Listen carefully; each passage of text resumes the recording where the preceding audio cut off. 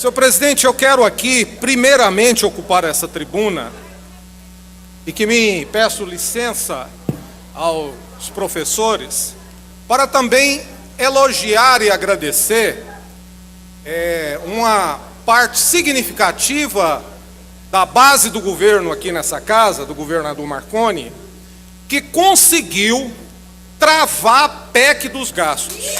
Quando apensaram no processo de emenda constitucional um dispositivo retirando educação e saúde do projeto que institui a PEC e fazendo um tensionamento para ampliar, para que essa PEC não prospere aqui nessa casa.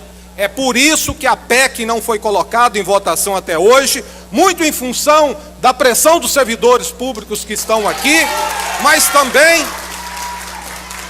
pelo raciocínio lógico de uma base significativa do governo que compreendeu que ficar do lado do povo é melhor do que algumas poucas emendas parlamentares. Isso é significativo. A outra questão, senhor presidente, que eu ocupo a tribuna, é para fazer um argumento sobre a votação das reformas, reforma trabalhista, reforma da Previdência, em tramitação no Congresso Nacional. Quero dizer o seguinte: nós realmente, o país, o Brasil, precisa urgentemente das reformas. Mas não dá para iniciar um processo de reformas no Brasil retirando direitos e conquistas dos trabalhadores, dizendo que quem deve pagar a conta são os trabalhadores e não aqueles que sempre tiveram lucro nesse país, que são os grandes bancos e os grandes empresários. E nesse aspecto, eu quero dizer o seguinte: existe no Congresso Nacional duas propostas de emenda constitucional que estão paralisadas. É a proposta da reforma tributária e da reforma política. Primeiro, para resolver o problema da Previdência, precisa, antes de falar em reforma trabalhista e reforma da Previdência, fazer a reforma tributária. Porque é a reforma tributária que vai melhorar a arrecadação do país. É a reforma tributária que vai acabar com a sonegação. Nós temos hoje no Brasil 32 tipos de impostos e tributos. Temos uma das maiores cargas tributárias do mundo, mas também temos a maior sonegação que existe no mundo, porque quem paga impostos são os trabalhadores que têm os impostos descontados no seu contra-cheque.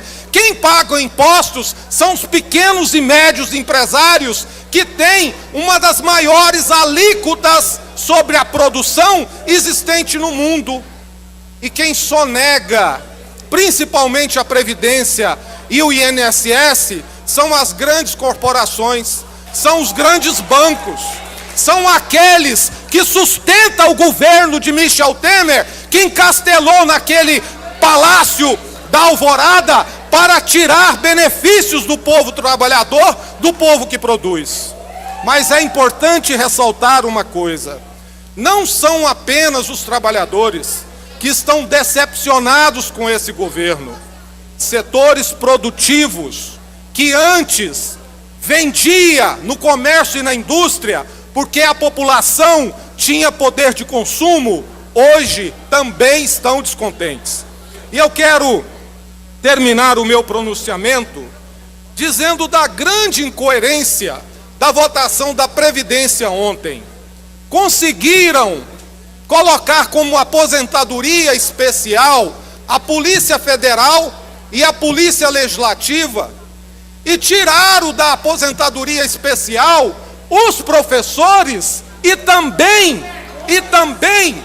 os agentes de carceragem. Ora, os agentes de carceragem, os agentes penitenciários, sofrem tanto risco quanto a Polícia Legislativa e quanto a Polícia Federal. Por isso, o meu apoio a essa categoria.